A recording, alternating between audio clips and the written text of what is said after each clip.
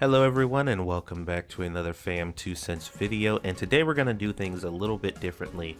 I cooked dinner, 3 separate items, but I'm going to be separating the videos to show you how to make each individual one because they each kind of need their own video. So the first one is going to be mac and cheese, which is what you're seeing now.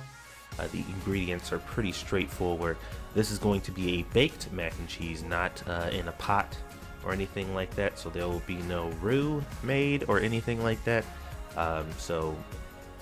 If you're not accustomed to making it this way, you should definitely try it because it is a excellent way to make mac and cheese, and in some households the only way to make mac and cheese. So you want to try something new, this is definitely a good time to do so.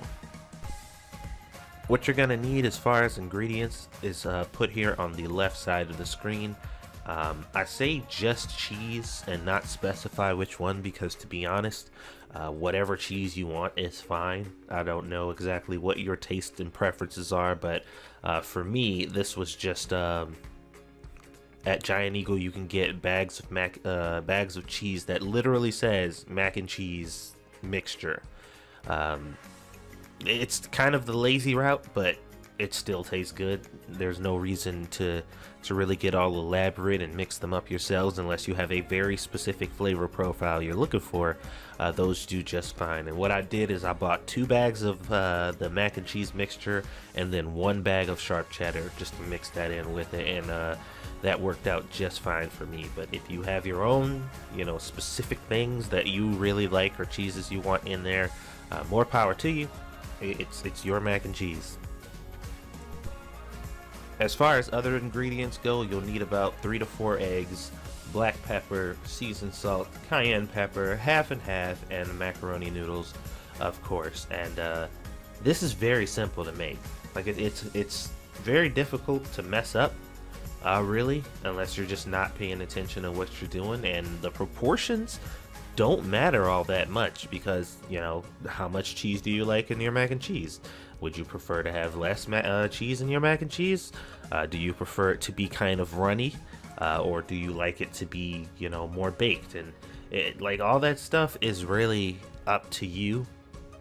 One very important thing you guys saw me do is I actually cooked the mac and cheese ahead of time. Well, cooked the macaroni noodles ahead of time.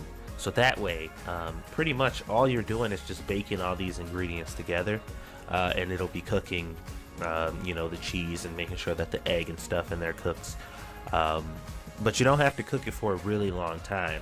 What it's really going to come down to is the browning on the top of the mac and cheese when it's done. Some people like theirs, very dark or a little bit darker, and some people don't. It just, like I said, it's going to be your call.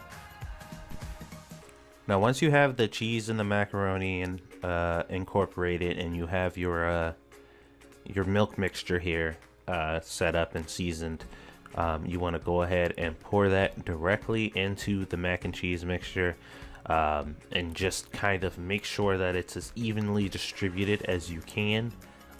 What I like to do is after I hit pretty much all 4 corners, I would like go through the middle. And then you'll see me doing this video. I'll kind of pick up the tray and shake it around and tilt it each way to make sure that it's evenly distributed throughout the mac and cheese. Just an extra precaution. You also see that I'm like pushing down the edges and kind of centering everything to make sure that when it does bake, it's not overflowing or anything. Now this pan is very shallow. It's a very shallow pan. And this is going to be cooking for a lot less than you would if you were making, I don't know, this for like Thanksgiving and cooking for a lot of people. It's just me and my wife, so this is a smaller shallow pan, an hour and a half tops. Like it shouldn't really take any longer than that at about 400 degrees. As you can see, I covered it with aluminum foil because that it gives it some time to really cook internally. As you can see, I'm checking on this. This is about 30 minutes in.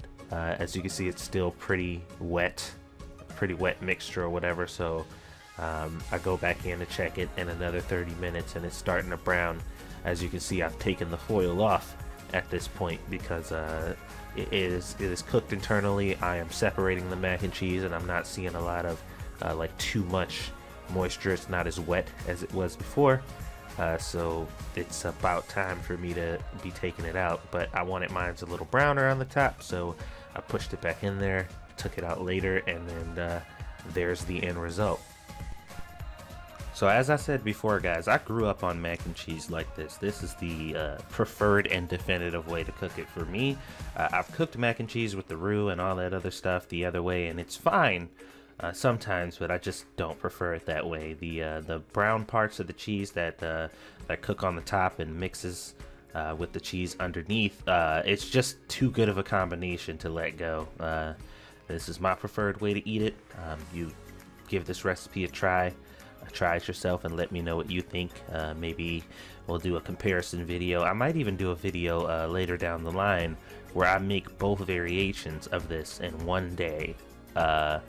Or not both variations of this particular type of mac and cheese, but both in the pot with the roux and in the oven. And we'll do like me and Squishy will do like a direct comparison to talk about which ones we think are the best.